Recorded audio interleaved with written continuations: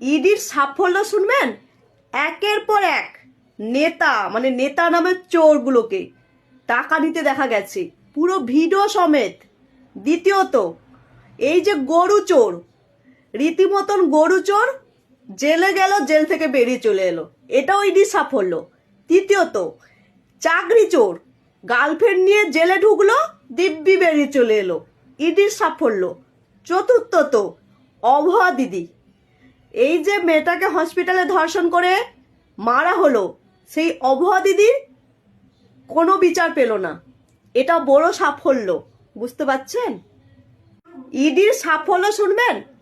একের পর এক নারদা কাণ্ড, একের পর এক নেতা নামের চোরগুলো ভিডিও সমেত দেখা গেছে টাকা নিতে, কিছুই হলো না, এটা ইডির সাফল্য। দ্বিতীয়ত, এই যে গরু চোর, গরু চুরি করার দায়ে জেলে গেল, বেরিয়ে চলে এলো। তৃতীয়ত, চাকরি চোর তার গার্লফ্রেন্ড নিয়ে জেলে ঢুকলো, ঘরে কোটি কোটি টাকা পাওয়া গেল, তিনিও বেরিয়ে চলে এলো। তারপরে রইল চতুর্থত, অভয়া দিদি, কর্মরত অবস্থায় ধর্ষণ করে মেরে ফেলা হলো সবার সামনে, কত আন্দোলন হলো, তিনিও বিচার পেল না। বুঝতে পারছেন ইডির সাফল্য?